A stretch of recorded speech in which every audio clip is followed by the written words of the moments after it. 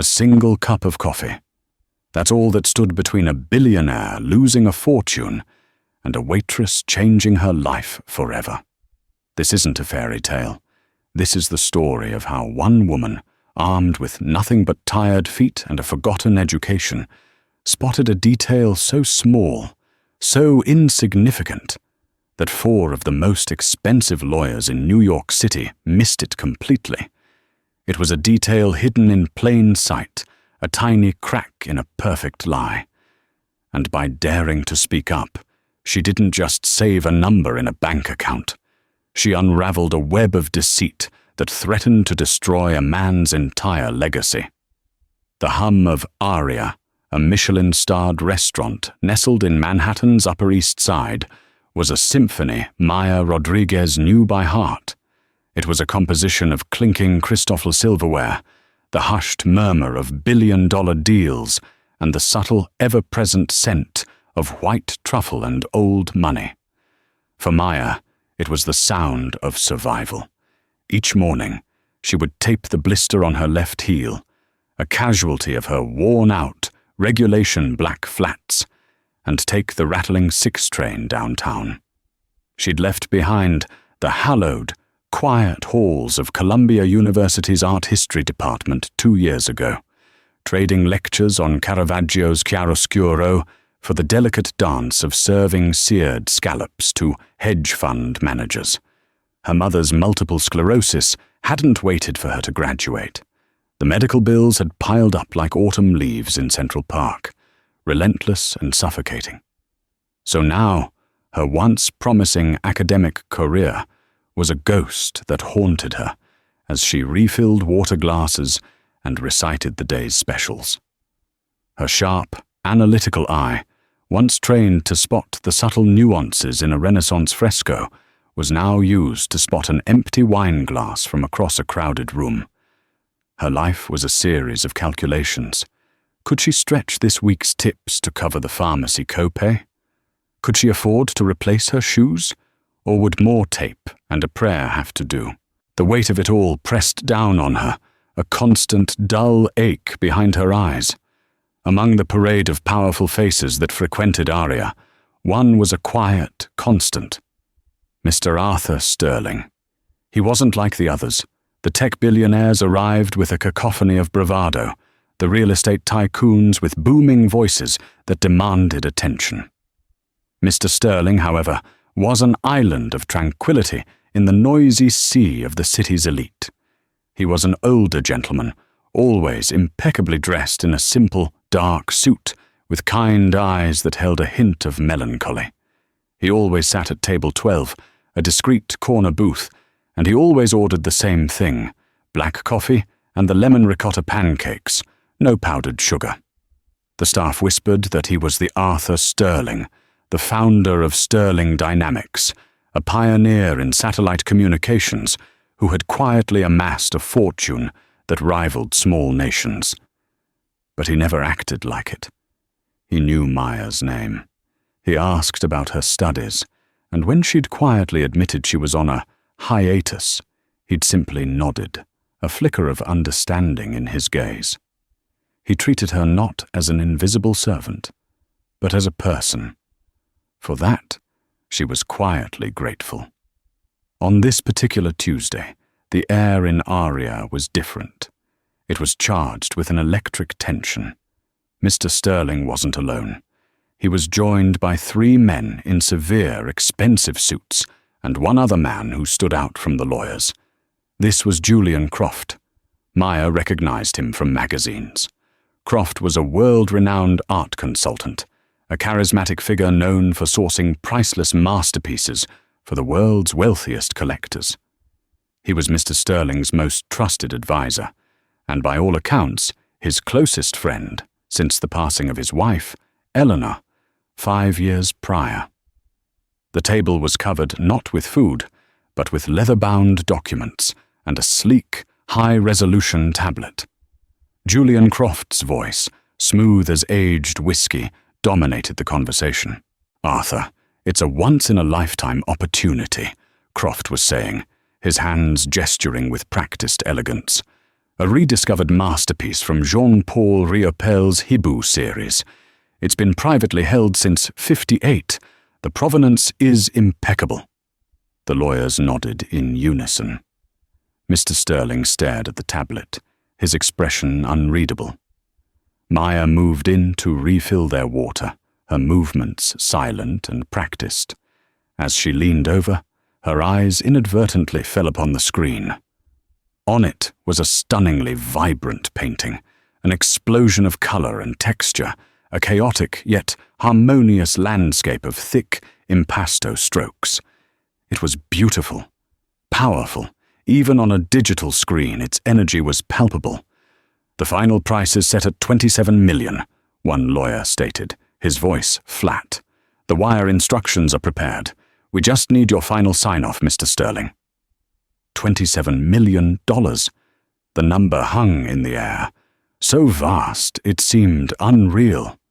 It was a figure that could erase all her problems, her mother's problems, 1,000 times over. It was a different universe. As she pulled back from the table, her gaze swept over the image one last time. And that's when she saw it. It wasn't something obvious. It was infinitesimally small, a flicker of wrongness that her mind, steeped in years of studying pigment and form, registered before she could even process it. A tiny detail, a single insignificant brushstroke that was as loud as a scream in the quiet sanctuary of her mind. Her heart began to pound against her ribs. It was nothing. It couldn't be anything. She was just a waitress.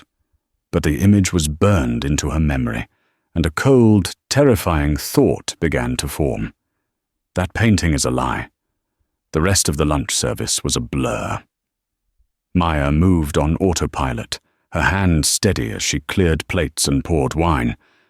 But her mind was a tempest. The image of the painting was seared onto the back of her eyelids. The detail. It was in the lower right quadrant, a sliver of brilliant, almost luminous blue. In his Hibou, or Owl series from the late 1950s, Riopel, like many abstract expressionists of his time, used a specific and often chaotic palette. But that particular shade of blue, it pricked at her memory. It was too pure, too stable. It had the synthetic, almost sterile perfection of a phthalocyanin pigment, specifically phthalo blue PB15. The problem, as her favorite professor, Dr. Albright, had drilled into her class, was one of simple chemistry and history.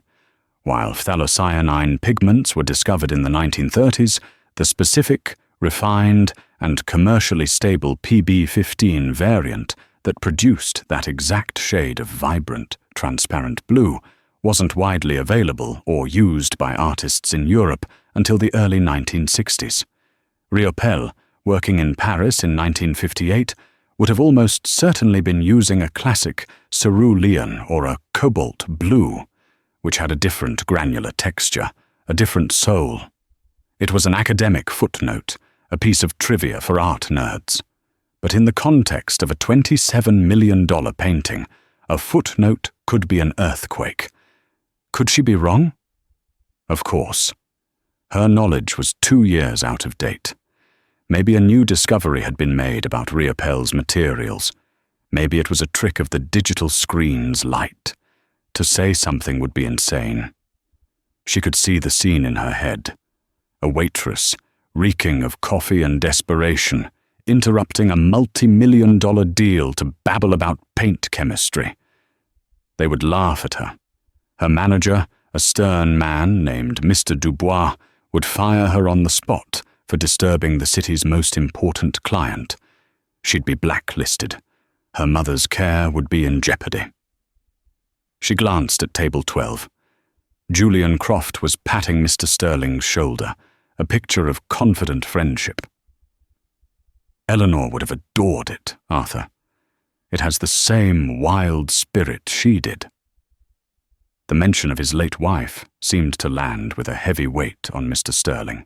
Maya had heard the stories. Eleanor Sterling had been a passionate art collector. It was her love that had ignited his own. This wasn't just a transaction for him. It was an act of love, of memory. And Julian Croft was using that memory as his final, decisive tool of persuasion. A wave of nausea washed over Maya. This felt predatory, wrong. The tiny fleck of blue wasn't just a technical error anymore. It felt like a desecration. The men at the table were beginning to gather their papers. One of the lawyers slid a sleek silver pen and a final document in front of Mr. Sterling. The moment of decision was here. The wire transfer. $27 million about to vanish for a beautiful, brilliant lie. Her mind raced. What could she do? Shout? Cause a scene? Impossible.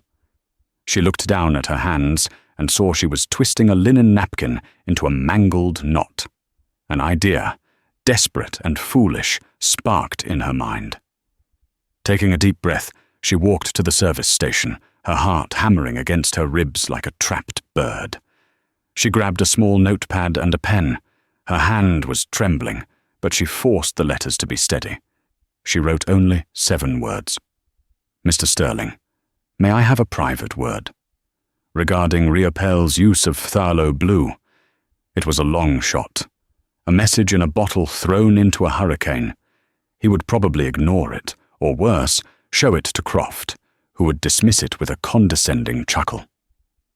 The lawyers were standing up now, shaking hands. Mr. Sterling remained seated, the pen in his hand, hovering over the signature line. Time was running out. With a surge of adrenaline that felt like stepping off a cliff, Maya walked toward the table. She approached Mr. Sterling's side, her eyes fixed on the floor, every fiber of her being screaming at her to turn back. "Excuse me, Mr. Sterling," she said, her voice barely a whisper. "Your check, sir."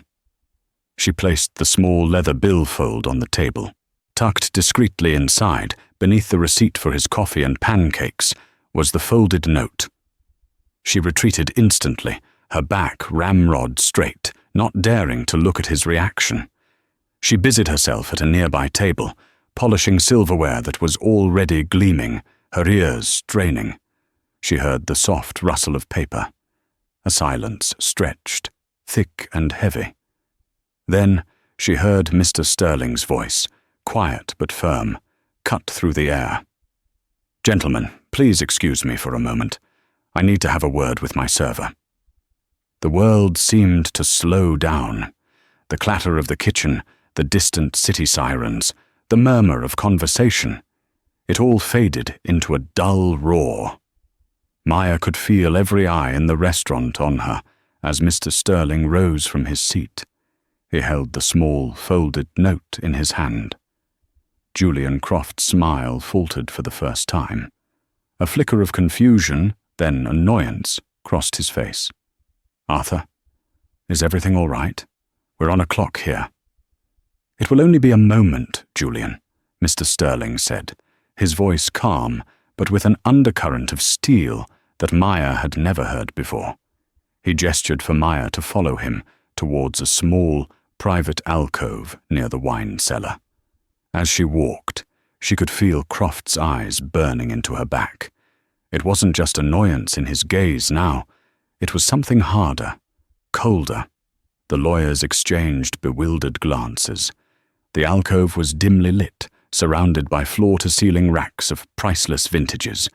The air was cool and smelled of cork and earth. For the first time, Maya was alone with Arthur Sterling. He looked at her, his kind eyes now sharp and intensely focused. He unfolded the note. "Phthalo blue," he said, his voice low. "Explain." Maya's throat was dry. This was it, the moment of truth or utter humiliation. She took a shaky breath, summoning the ghost of the confident student she once was. "Mr. Sterling, sir, I'm sorry to interrupt.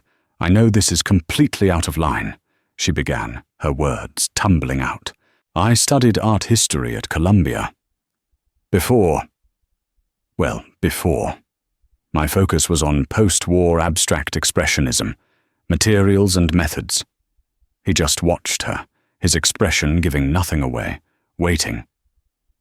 "The painting on the tablet," she continued, gaining a sliver of confidence as the familiar academic words came back to her.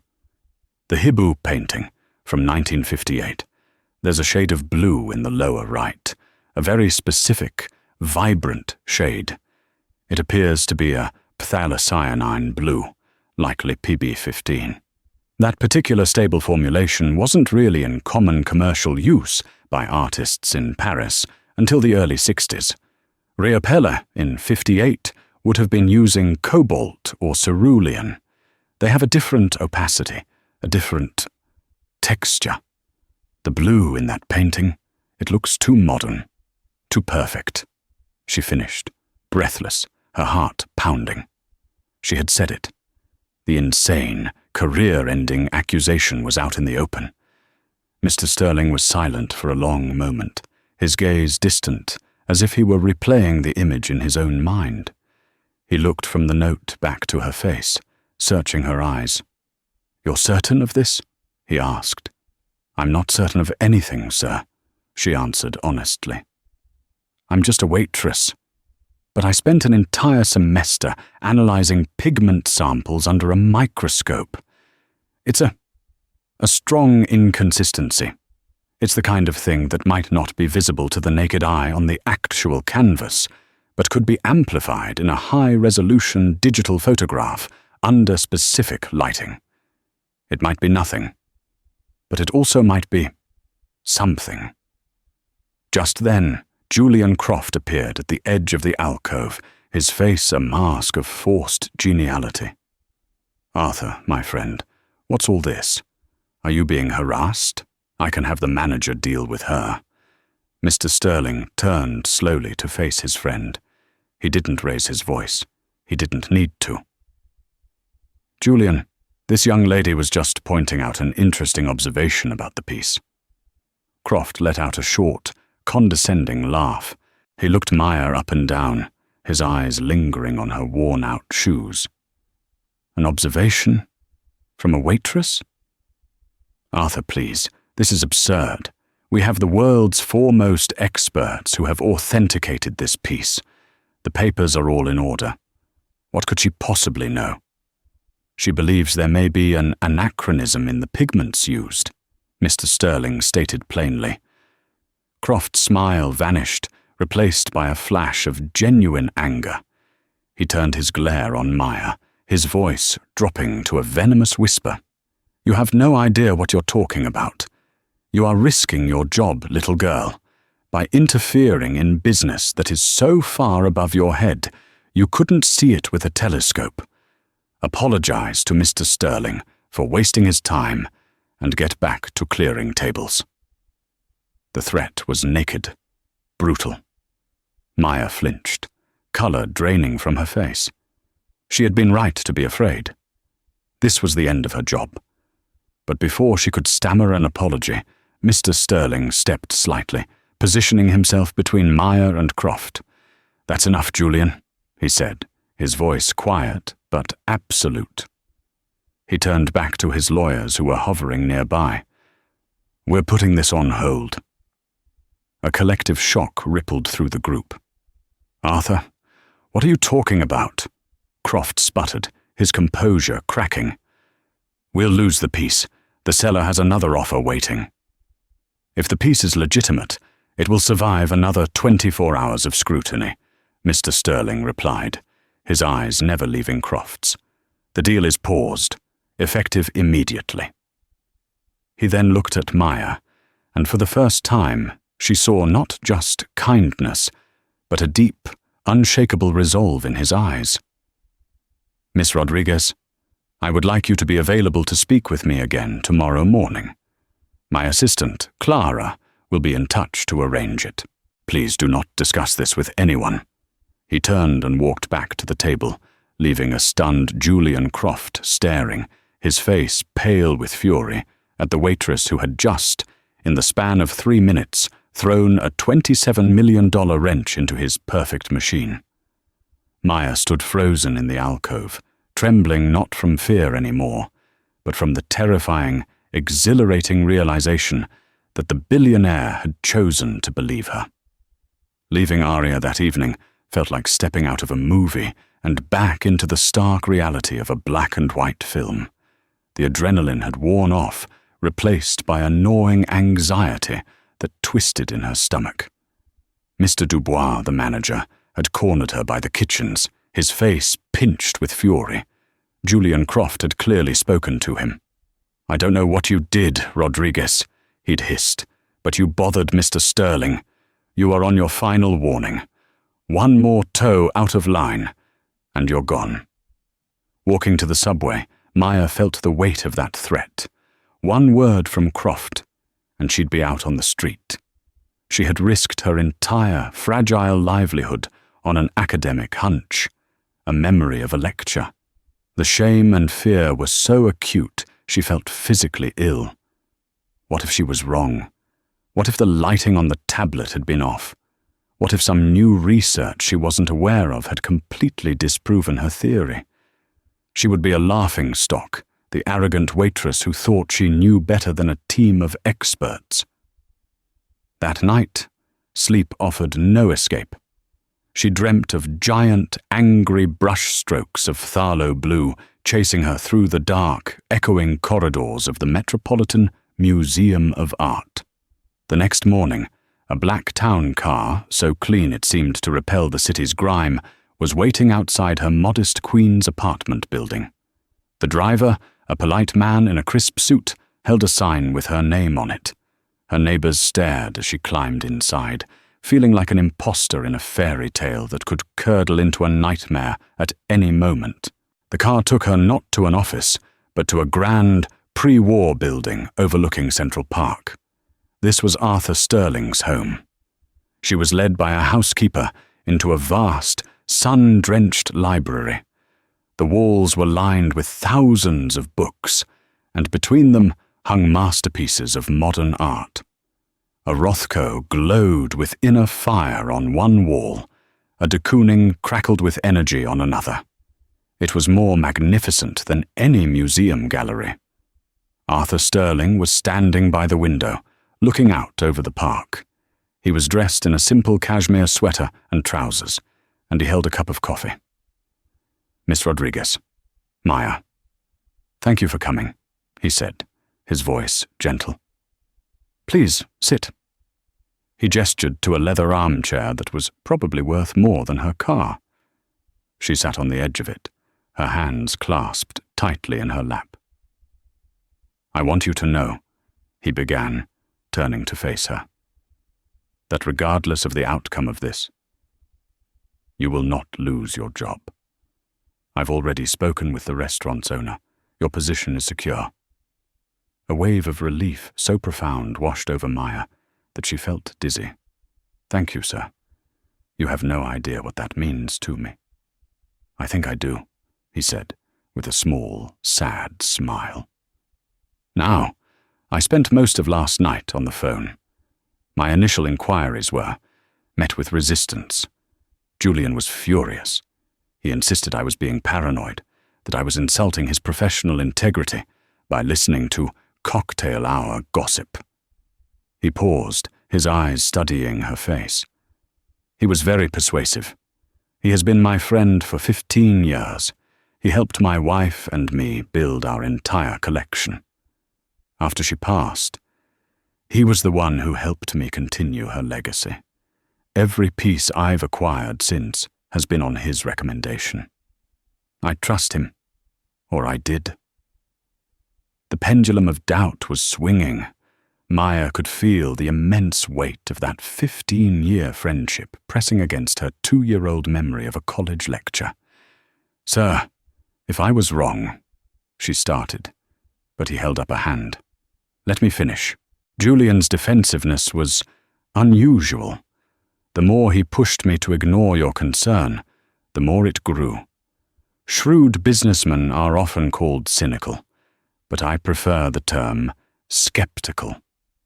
We learn to trust our instincts when something feels off. And after you spoke to me, this deal felt very off." He walked over to a large mahogany desk. "So I did what Julian advised me not to do. I made a call. At 4 this morning, I spoke with Dr. Aris Thorn of the Swiss Institute for Art Research in Zurich. He is the world's foremost expert on pigment analysis and art forensics. He is boarding a plane as we speak. He will be here this evening. Maya's jaw dropped. Dr. Aris Thorn was a legend, a rock star in the art history world, the man who had exposed the infamous Wolfgang Beltracchi forgeries. The painting is currently being held in a secure gallery downtown, Mr. Sterling continued. Dr. Thorn will conduct a full, non-invasive analysis. We will have a preliminary answer within 24 hours. The scale of what she had set in motion suddenly became terrifyingly real. This was no longer a quiet word in an alcove. It was an international incident in the art world, involving millions of dollars and the biggest names in the field. There is one more thing, Mr. Sterling said, his voice grave. Julian called me an hour ago. He told me he'd done some digging on you. He mentioned you dropped out of Columbia due to financial hardship. He mentioned your mother's illness. Maya felt the blood drain from her face. He framed it as a sympathetic story, Mr. Sterling said, his eyes hardening. But the implication was clear. He was suggesting you were a desperate girl looking for a handout, that perhaps you concocted this story hoping for a reward. He suggested I give you a few $1,000s for your trouble and complete the purchase. The cruelty of it, the calculated twisting of her family's pain into a weapon against her, stole her breath. It wasn't just about being discredited. It was about being debased. I see, was all she could manage to say, her voice hollow. I wanted you to hear it from me, Mr. Sterling said, because in that moment, when he used your personal hardship as a tool to manipulate me, my doubt in him solidified into something much harder. He is no longer acting like a friend. He is acting like a man with something to hide. He looked at her, and the distance between the billionaire and the waitress evaporated. In its place was a shared understanding, an unexpected alliance forged in the face of deceit. Now, Mr. Sterling said, his tone shifting to one of quiet resolve, we wait for Dr. Thorn, and we see what the truth is. The next 24 hours were the longest of Maya's life. She went to work at Aria, moving through the motions in a haze of anxiety. Every time her phone buzzed, her heart leapt into her throat. Mr. Dubois avoided her, watching her from a distance with a suspicious glare. The other staff members whispered when she passed. News traveled fast in the service industry, and the story of the waitress who had stopped the Sterling deal was already becoming a legend, though no one knew the details.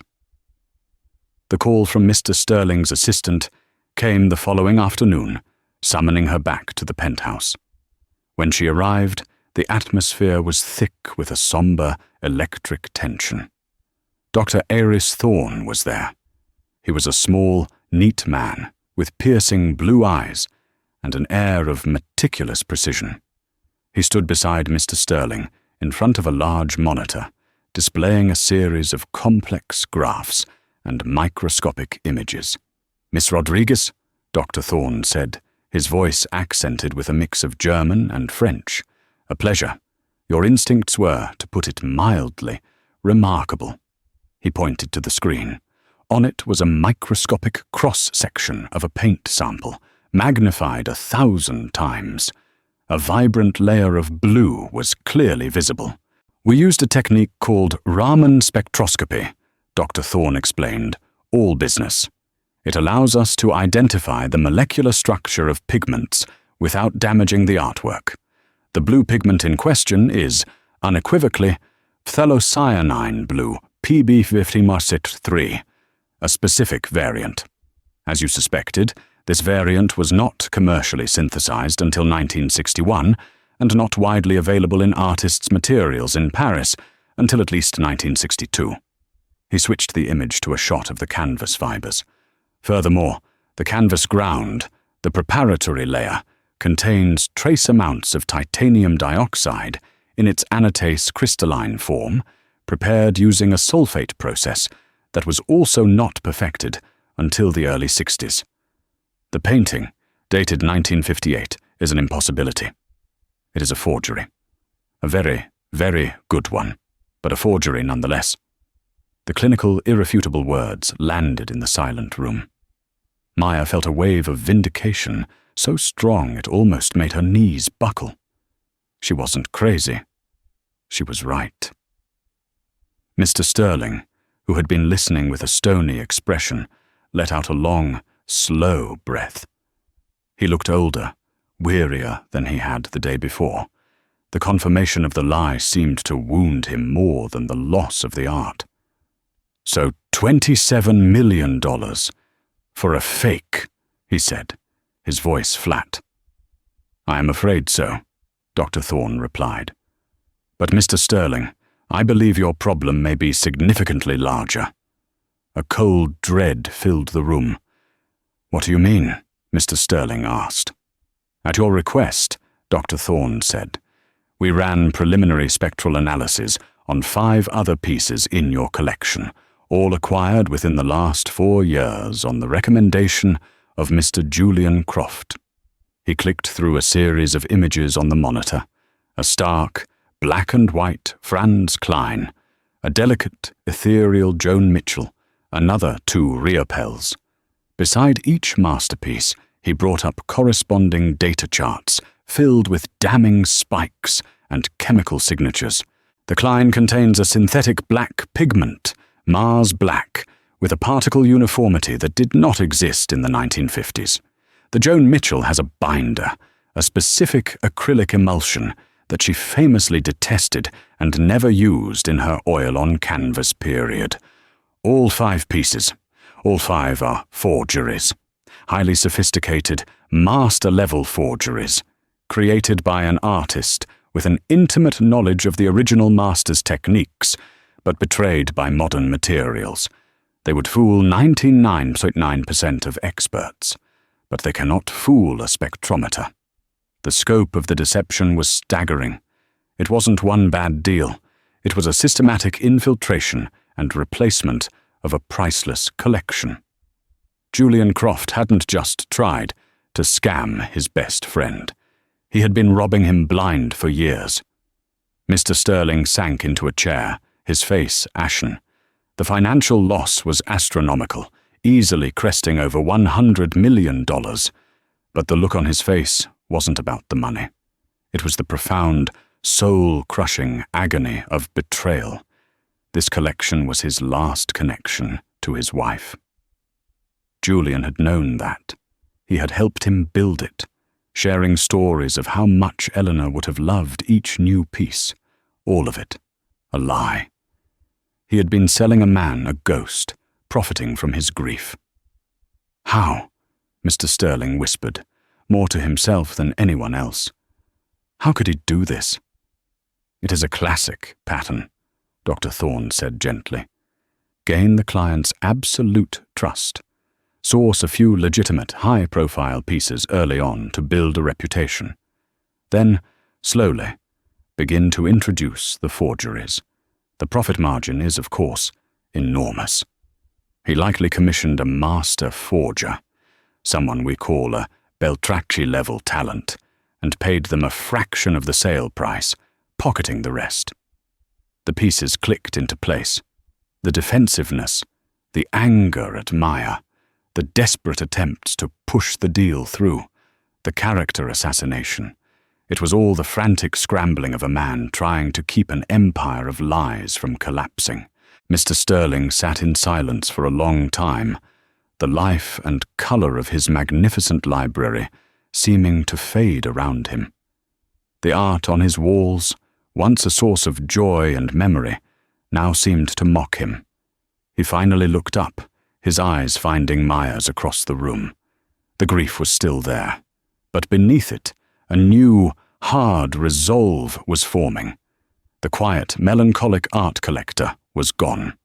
In his place was the shrewd, decisive founder of sterling dynamics. "Dr. Thorne," he said, his voice low and dangerous, "I want you to analyze every single piece Julian Croft has ever sourced for me.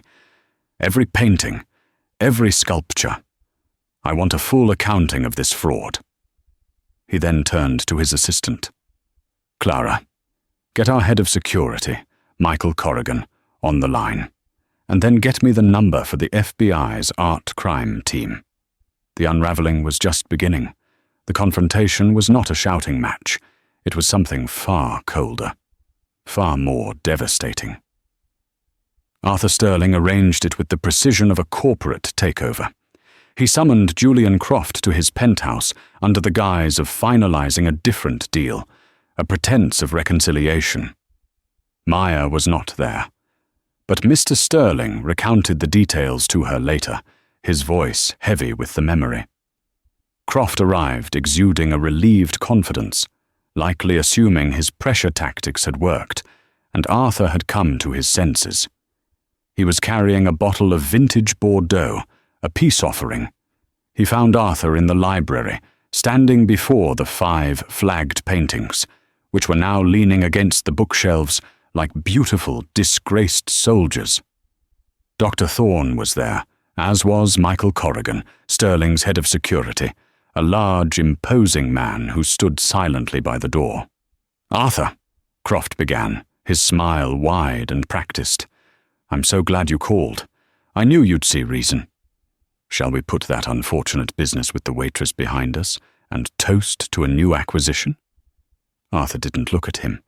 He simply gestured to the paintings. "Do you remember this one, Julian? The Klein.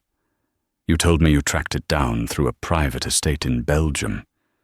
You said it was a miracle it had been kept in such perfect condition." Croft's smile tightened. He put the bottle of wine down on the table. "Of course I do. A magnificent piece, a cornerstone of the collection." "Dr. Thorne here disagrees," Arthur said, his voice soft, almost conversational. "He finds the particle uniformity in its Mars-black pigment to be anachronistic, a word I've recently added to my vocabulary." He moved to the next painting, the Joan Mitchell. "And this one. You told me a story about how you met Mitchell once, at a party in the Hamptons, how you remembered her talking about the very specific linseed oil binder she used during this period. A lovely story. A complete fabrication, of course. She used an acrylic emulsion here, a material Dr. Thorne assures me she despised." One by one, he went through the forgeries, recounting the intimate, detailed lies Julian had spun for each one. He wasn't angry. He was surgical. With each sentence, he stripped away another layer of their 15-year friendship, revealing the rotten core of greed beneath. Croft's face had gone from confident to confused to a ghastly, pale white. The blood had drained from his face, and his hands began to tremble. "Arthur, this is insane. This expert. He's mistaken. These pieces have been authenticated." "They were authenticated by experts you recommended, Julian," Arthur replied, finally turning to look his friend in the eye. "Experts who were either incompetent or, more likely, on your payroll. It was a closed loop, a perfect system, built on my trust, built on Eleanor's memory." At the mention of his wife's name, Arthur's voice finally cracked with emotion. "You sat in this room with me, time and time again, and you sold me fakes, telling me how much she would have loved them. You used my grief as a sales tool." "No.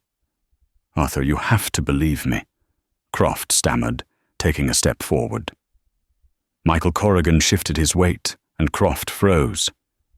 "The only thing I believe," Arthur said, his voice dropping to a near whisper, "is that you are a thief and a predator who has been systematically defrauding me for years. The FBI will be here in 20 minutes. I suggest you use that time to call your lawyer." Panic, pure and absolute, finally broke through Croft's facade. He looked from the paintings to Arthur's unyielding face, and his desperation curdled into venom. His eyes narrowed, and he spat. "This is because of her, isn't it? The little waitress. She put these ideas in your head. A conniving, broke little girl who saw a payday." The attack, though expected, still shocked Arthur with its viciousness. But Croft wasn't done. His mind was clearly racing, looking for any angle, any threat. "You'd be wise to be careful, Arthur," Croft hissed, his voice low and menacing. "People like her. From neighborhoods like hers. Accidents happen. It would be a shame if her mother's medical care were to be interrupted. It's amazing what a single phone call can do." It was a veiled but unmistakable threat, a threat against Maya and her helpless mother. That was the moment any last ember of their past friendship died.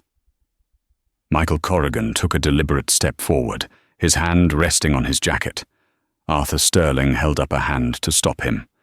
He looked at the man he once called his best friend, and he felt nothing but a cold, empty pity. "Get out of my house, Julian," he said. The days that followed were a whirlwind of legal activity. The FBI's art crime team, working with Dr. Thorne's evidence, moved swiftly. Julian Croft's assets were frozen. His gallery was raided. They discovered a hidden studio in the basement, where they found not only sophisticated forgery equipment, but also several other works in progress, destined for other unsuspecting collectors. The forger, a disgraced art restorer with a genius for imitation, was apprehended in Portugal a week later. The scandal erupted across the art world. A story of stunning betrayal splashed across the front pages of the New York Times and the Wall Street Journal. The total value of the fraud was estimated at over $150 million. But through it all, the chilling echo of Croft's threat lingered. Arthur Sterling, true to his word, had provided Maya with a full-time security detail. A quiet, professional man now followed her on her commute, and a car waited for her after every shift at Aria. It felt surreal, like a scene from a spy movie. She was grateful for the protection, but terrified that she needed it. She had just wanted to do the right thing, to point out a flaw in a painting. She had never imagined it would lead her into a world of such immense wealth, deceit, and genuine danger. She had saved a billionaire millions, but in doing so, she had made a powerful, desperate enemy. The legal storm raged for months, but its conclusion was decisive. Faced with irrefutable scientific evidence and the testimony of his captured forger, Julian Croft pleaded guilty. The courts handed down a sentence that reflected the magnitude of his betrayal. 15 years in federal prison. The art world, cleansed of one of its most charming predators, slowly moved on. For Maya, the end of the trial was like the breaking of a long, low-grade fever. The security detail was removed. The whispers at work faded. Life, it seemed, could return to normal. She continued her shifts at Aria, the routine both a comfort and a cage. She was grateful for the job, for the security Mr. Sterling had guaranteed her, but she felt a profound sense of anticlimax. She had glimpsed a world she was once destined for, only to have it snatched away again. One crisp autumn afternoon, about a month after Croft's sentencing, she received another summons to the penthouse. She went with a sense of trepidation. She hadn't spoken to Mr. Sterling since the trial began. She worried that now that the danger was past, she would be dismissed, a loose end from a painful chapter in his life. She found him in the library again. The 5 forged paintings were gone.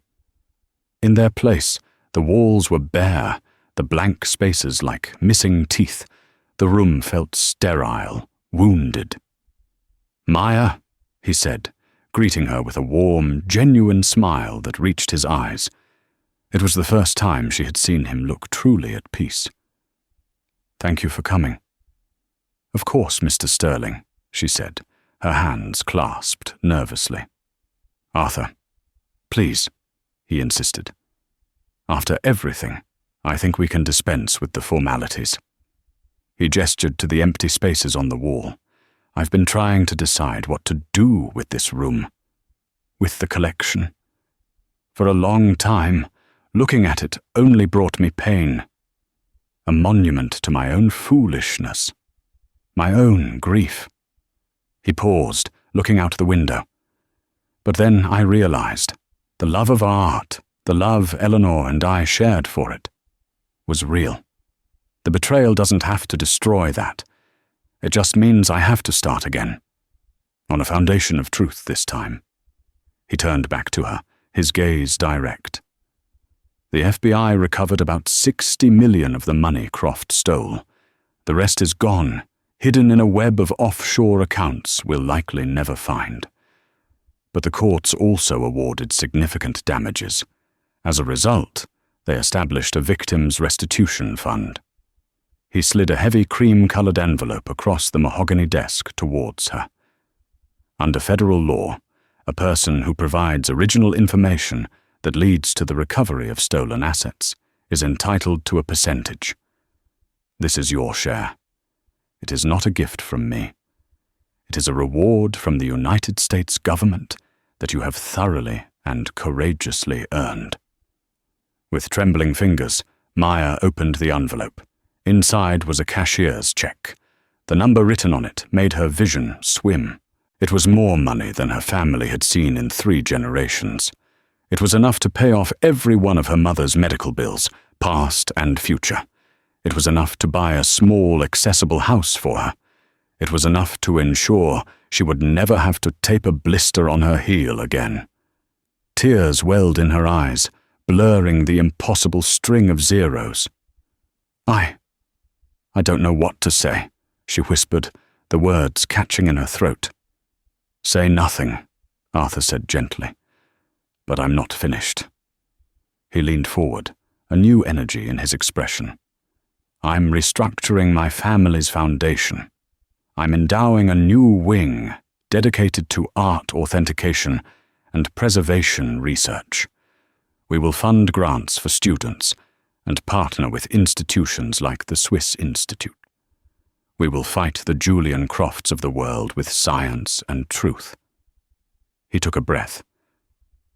"I need people I can trust. People with a keen eye, with integrity, and with the courage to speak up when something is wrong. I need someone to help me rebuild my collection the right way. I need a junior curator." He looked at her, his expression a mixture of hope and expectation. "The position comes with a full scholarship to any university art history program you choose. Columbia, I presume? You will finish your degree, and when you are not in class, you will work with me. Here, your first task," he said, gesturing to the bare walls, "will be to help me decide what to hang here." Maya stared at him, stunned into silence. It wasn't a reward, it wasn't a handout, it was a job offer, a future. It was the life she had been forced to abandon, handed back to her, polished and brighter than she had ever dared to dream. The tears that had been welling in her eyes finally spilled over. But they were not tears of relief or gratitude. They were tears of pure, unadulterated joy. The ghost of her past had finally been laid to rest. In its place was a new canvas, vast and white, and waiting for her to make the first stroke. "Yes," she managed to say, her voice thick with emotion, but clear as a bell. "Yes, Arthur. I'd like that very much." He smiled, a genuine, happy smile. For the first time since she'd met him, the melancholy in his eyes was gone, replaced by the excited glimmer of a new beginning. For both of them. 6 months later, the city had shed its autumn coat for the crisp, bright chill of late spring. For Maya Rodriguez, the change in seasons mirrored the profound transformation of her own life. Her days were now a carefully balanced diptych. Mornings were spent in the familiar, hallowed halls of Columbia University, where the scent of old books and academic debate filled the air. She was no longer a ghost haunting the campus, but a student reborn, her tuition paid, her mind hungry to absorb the knowledge she had been forced to leave behind. Afternoons were spent in the quiet, sunlit library of Arthur Sterling's penthouse, which had become the de facto headquarters for the new Sterling Art Foundation. Her official title was Junior Curator and Research Fellow. The role felt as grand and improbable as the view of Central Park from Arthur's window. The worn-out black flats were gone, replaced by comfortable but professional shoes she'd bought herself. The gnawing anxiety over bills had been replaced by the intellectual thrill of a new challenge. Her relationship with Arthur had settled into a comfortable mentorship. He was no longer just a benefactor. He was a partner in a shared mission. He reveled in her sharp insights during their discussions on art theory, and she, in turn, soaked up his decades of wisdom on business, philanthropy, and life. The bare walls of the library remained a stark reminder of their purpose, to rebuild not just a collection, but a legacy founded on truth and passion. One Tuesday afternoon, Arthur called her over to his desk, his eyes gleaming with an excitement she hadn't seen before. On his screen was not a painting, but the catalogue for a discreet, invitation-only auction at Sotheby's. "I found our first piece," he said, his voice imbued with a rare, youthful energy. He pointed to Lot 37. It was a Helen Frankenthaler from her seminal 1960s color-field period, a breathtaking canvas titled Summer's Echo. It was a wash of magentas, oranges and blues that seemed to float on the unprimed canvas, a perfect harmony of control and chaos. "It's beautiful," Maya breathed, her art historian's eye immediately appreciating its significance. "Helena thought so too," Arthur said softly. She tried to acquire it from Frankenthaler's gallery back in 1968. She was outbid at the last minute by a Chicago industrialist. She talked about it for years, the one that got away. After he passed, it went to his son, who kept it out of the public eye. "I thought it was lost to a private vault forever. But the son is liquidating assets.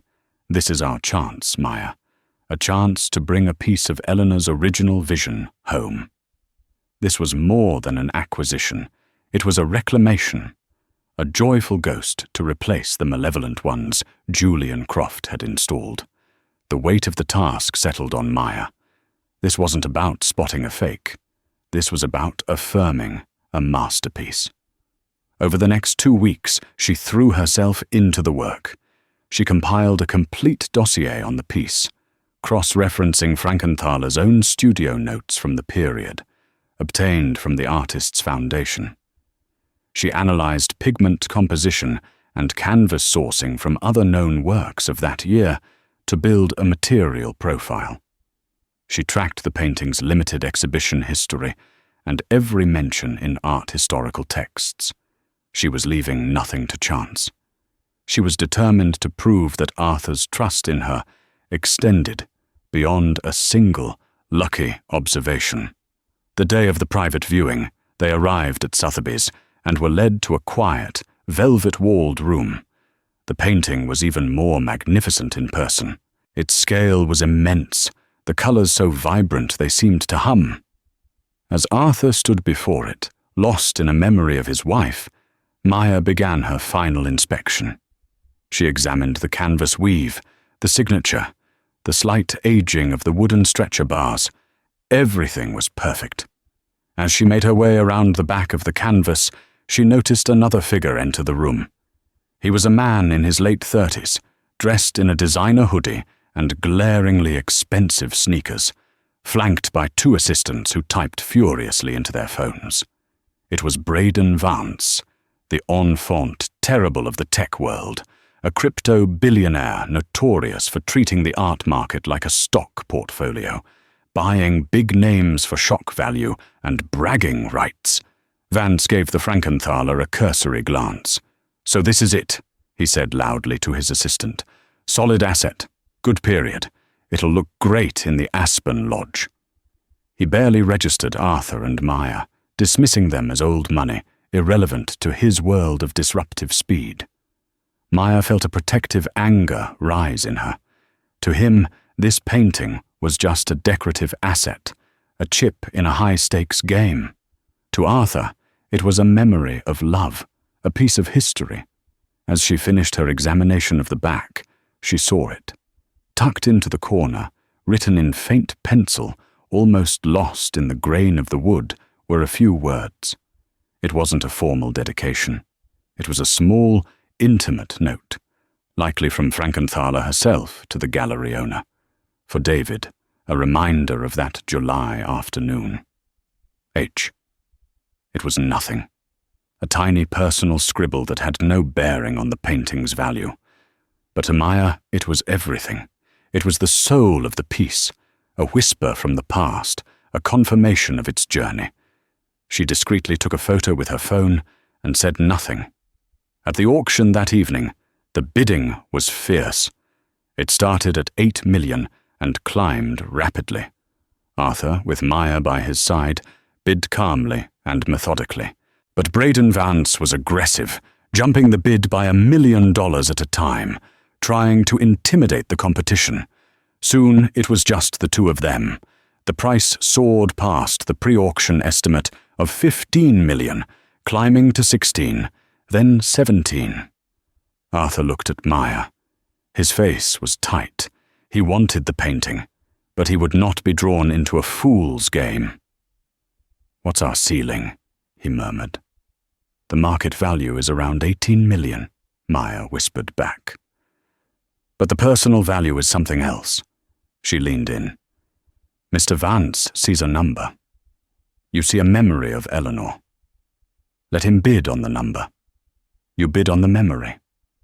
Then she showed him the photo of the inscription. His eyes lit up with understanding. Vance's team, she knew, would have run every algorithm and market analysis. They knew the painting's financial worth down to the dollar. But they wouldn't know about that inscription. They wouldn't have factored in the soul. The bid stood with Vance at 18 million. The auctioneer raised his gavel. $18 million. Fair warning. Arthur raised his paddle. 18,500,000. Vance, annoyed, instantly shot back. 19. The room murmured. It was now well over market value. 19,500,000, Arthur said, his voice unwavering. Vance scoffed, conferring with his team. They were likely telling him he'd won, that he had pushed the price into irrational territory, and the old man would have to fold. Vance, smug, shook his head, signaling he was out. The gavel came down. Sold. To Mr. Arthur Sterling. A quiet applause broke out. As they signed the papers, Vance swaggered over. "Well played, old man. You overpaid. My algorithm said to stop at 18.5. But hey, if you've got money to burn." Arthur simply smiled. "Mr. Vance, your algorithm can tell you the price of everything, but the value of nothing. I didn't buy a Frankenthaler. I brought home a memory of a July afternoon, and for that, I'm afraid, there is no algorithm." A week later, Summer's echo hung in the first empty space on the library wall. It flooded the room with color and life, a beacon of hope. Arthur stood before it, a glass of champagne in his hand, and gave one to Maya. "Eleanor would have loved that you were the one to find that inscription," he said. "She always believed that to truly see a piece of art, you had to look with more than just your eyes." He raised his glass. "To new beginnings, Maya, and to a collection built on truth, memory, and a very, very sharp eye." Maya clinked her glass against his. The library was no longer a room of ghosts. It was a room of possibilities, and the first, beautiful stroke had just been made on a new canvas. Maya Rodriguez's story is a powerful reminder that the most extraordinary changes often hinge on the smallest moments.